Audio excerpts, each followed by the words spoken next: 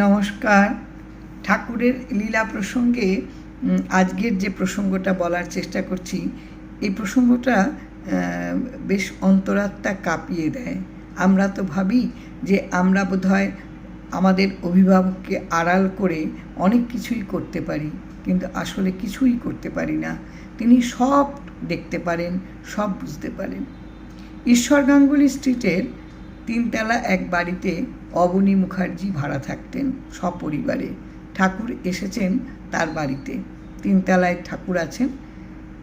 একটা ওকালতির একটা বিশেষ জরুরি কাজে ঠাকুর অবনীবাবু বৈঠকখানায় তার মক্কেল মহুরি সবাইকে নিয়ে কাজে ব্যস্ত ছিলেন।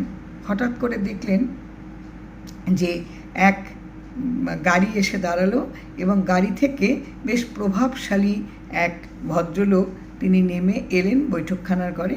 বৈঠকখানার ঘরে যখন এলেন তখন অবনীবাবু বললেন যে ওপরে ঠাকুর আছেন, আপনি চলে যান। এবার তিনি অত্যন্ত প্রভাবশালী ব্যক্তি এবং তার ভেতরে সেই জন্য তার ভেতরে একটা অহংকার আছে। তিনি ভাবছেন যে তিনি এলেন, আগন্তুক এলেন, একজন অতিথি, অথচ তাকে কদর করে ওপরে নিয়ে যাবে না, এটা কেমন কথা। তার আত্মগরিমায় তার লাগলো। সে তখন বাকি লোকেদের কাছ থেকে 5 মিনিটের জন্য অনুরোধ করে বলল, ভাইটিকে 5 মিনিটের জন্য আমি ভিক্ষা চাইছি, বলে নিয়ে গেল।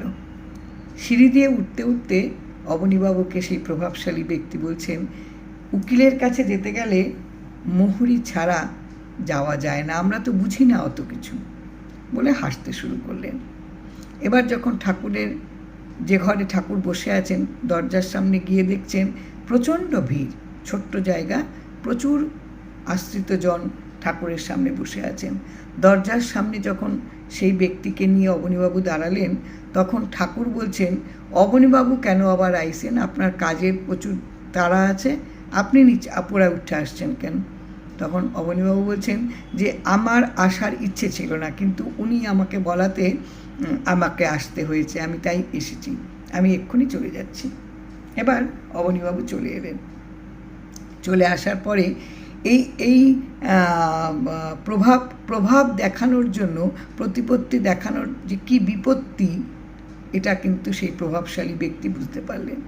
ঠাকুরের কাছে যখন গিয়ে তার পা স্পর্শ করে প্রণাম করলেন, ঠাকুর বলছেন, সেরকম উকিলের কাছে যদি আসতে হয়, উকিল যদি সেরকম হয়, তাহলে কোনো মহুরির ক্ষমতা নাই উকিলের কাছে তাকে নিয়ে আসার। একেবারে যে বাক্যটা বলেছে সেই বাক্যটাই একেবারে, যে সেই রকম উকিল হইলে কোনো মহুরির ক্ষমতা নাই উকিলবাবুর কাছে তাকে নিয়ে যায়। যেমন যে কথাটা সেই প্রভাবশালী ব্যক্তি বলেছিল, ঠিক সেই কথাটাই ঠাকুর তাকে বলে দিলেন। আত্মসচেতন সেই ভদ্রলোক অবাক হয়ে গেলেন যে এই কথাটা ঠাকুর কী করে জানলেন। ওই 3 তলার উপর একটা কোণে ঠাকুর বসে রয়েছেন, আর এতটা পথ, অনেকটা একতলা থেকে যাওয়া, এই পথে ঠাকুর এই কথাটা তারা বলেছেন, ঠাকুর শুনে ফেলেছেন। এতে ভীষণ লজ্জিত হলো। যে প্রতিপত্তি দেখাতে সে চেয়েছিল সেটা কিন্তু তার লুণ্ঠিত হলো, একদম নেমে গেল তার।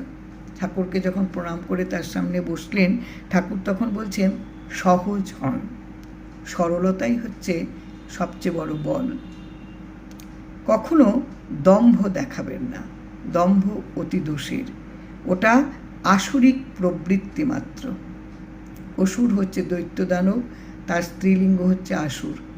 এটা হচ্ছে একটা প্রবৃত্তি, আসুরিক প্রবৃত্তি মাত্র, দম্ভ যেটা। ওকে প্রশ্রয় দিলে দুর্বিপাকে পড়তে হয়।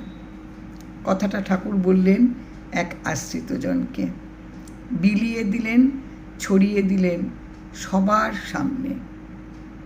আমাদের প্রত্যেকের মধ্যে যে দম্ভ, প্রত্যেকের মধ্যে যে একটা অহংকার, এটা কিন্তু বন্ধ করতে হয়।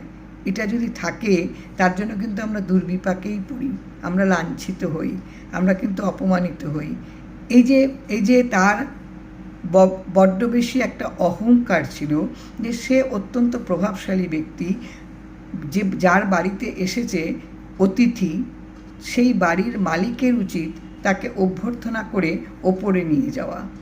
ঠাকুর বুঝিয়ে দিলেন অবনীবাবুর কাজ আছে এবং সেই কাজটা অত্যন্ত গুরুত্বপূর্ণ।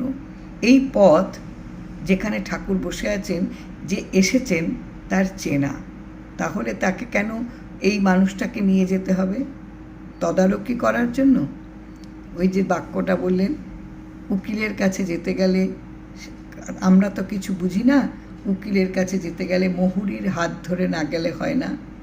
ঠাকুর বুঝিয়ে দিলেন সেই রকম উকিল যদি হয় তাহলে কোনো মুহুরিরও ক্ষমতা নেই তার কাছে নিয়ে আসার। আবার বললেন দম্ভ ত্যাগ করতে। দম্ভ থাকা দুর্বিপাকে পড়তে হয়, আর হচ্ছে সহজ সরলতাই হচ্ছে একমাত্র শক্তি। তুমি যদি সহজ হও, তুমি যদি সরল হও, এটাই তোমার শক্তি। এই ভদ্রলোক যদি দেখছেন উনি এতগুলো লোক দিয়ে কাজ করছেন এবং কাজে উনি ব্যস্ত, এই ভদ্রলোককে তিনি জানেন এবং তার আন্তরিকতাও জানেন। যদি তিনি ব্যস্ত না থাকতেন তাহলে অভ্যর্থনা তিনিই করতে পারতেন। কিন্তু আমাদের প্রত্যেক আশ্রিত মনের এরকমই হওয়া উচিত, সকলকে বুঝতে পারা, সকলকে জানা। শুধু আমারটুকু যদি আমি বুঝি, আমারটুকু যদি আমি বুঝতে চেষ্টা করি, তাহলে কিন্তু ঠাকুরও সেই জায়গাটায় অত্যন্ত খারাপ বোধ করে, ঠাকুরেরও খারাপ লাগে, ভালো লাগে না। যে অবনীবাবু একটা কাজে ব্যস্ত ছিল, সেখান থেকে তাকে তুলে নিয়ে যাওয়া, এটা ঠাকুরের পছন্দ হয়নি। ঠাকুর কাজকে খুব ভালোবাসতেন, কাজে নিষ্ঠা যার আছে ঠাকুর তাকে ভালোবাসতেন। এই যে ভদ্রলোক এসেছেন, এই ভদ্রলোকের মন সহজ ছিল না, তাই সহজ মনে, সরলতা মনে সে কিন্তু উঠে যেতে পারেনি ঠাকুরের কাছে। ঠাকুরের কাছে আসছেন, তার আরাধ্য দেবতার কাছে, সেখানে অন্য কারোর হাত ধরে তাকে ওকালত মানে তার তদারকি করে, তার জামিনদার হয়ে ওরকম করে তাকে ঠাকুরের কাছে যেতে হতো না। এটা ঠাকুরের ভালো লাগেনি। এগুলো কিন্তু আমাদের এই লীলার মধ্য দিয়ে ঠাকুর মুক্ত ছড়িয়ে যান আমাদের প্রত্যেকের জন্য। ঠাকুর বলছেন দম্ভ অতি দোষের, ওটা হচ্ছে আসুরিক প্রবৃত্তি মাত্র। ওকে যদি তুমি প্রশ্রয় দাও, ওকে যদি তুমি লালন করো, ওকে যদি তুমি পালন করো, তাহলে তুমি দুর্বিপাকে পড়বে। প্রত্যেকের মনের মধ্যে কিন্তু এটা ধাক্কা লাগা উচিত।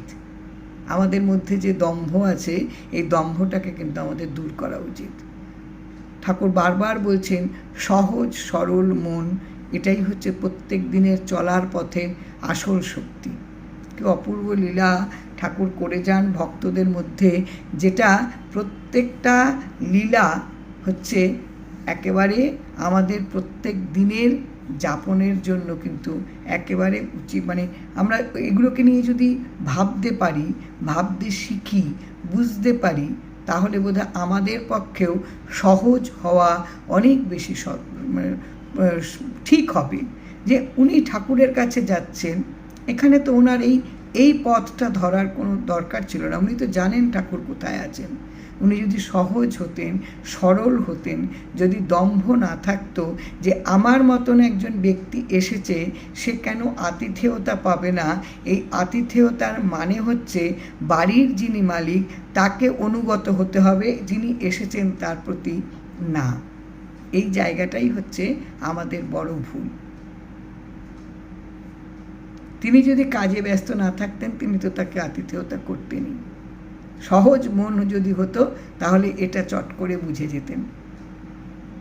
কি অপূর্ব চিঠি, কি অপূর্ব ঠাকুরের লীলা, প্রত্যেক আশ্রিত মনকে নাড়া দেয়। জয় রাম, জয় রাম।